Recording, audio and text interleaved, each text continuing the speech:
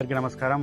మనము వర్గల్ మండలంలో రోజుకో గుడి గురించి తెలుసుకుంటున్నాం కదా. ఈ రోజు వర్గల్ మండలం కేంద్రంలోని రామకపేట శివారు అంటే గింద్రిబాయి అని అంటారు. ఆ గింద్రిబాయిలో ఏ చెట్టు అంటే మనం మామూలుగా గ్రామాల్లో చూసేది చెట్ల కింద ఎవరుంటారంటే అమ్మవారి దేవతలకే ఎక్కువ చూస్తుంటాం. కానీ వర్గల్లో ఒక వింత ఘటన ఉంటది. మర్రి చెట్టు భారీ ఊడల మధ్యలో ఇక్కడ ఆంజనేయ స్వామి వారు సాక్షాత్తుగా వెలిసిండు. ఈ స్వామివారు వర్గల్లో ఉన్నటువంటి సరస్వతి ఆలయానికి ఎదురుగా ఎగ్జాక్ట్ ఒక 1 కిలోమీటర్ ఉంటుండొచ్చు. ఆ సరస్వతి టెంపుల్ కి ఎదురుగా ఉంటుంది. ఇక్కడి పచ్చటి వాతావరణంలో ఆంజనేయ స్వామి విగ్రహం ఉంటుంది. చుట్టుపక్కల ఎక్కడ చూసిన పంట పొలాలు కనిపిస్తుంటాయి.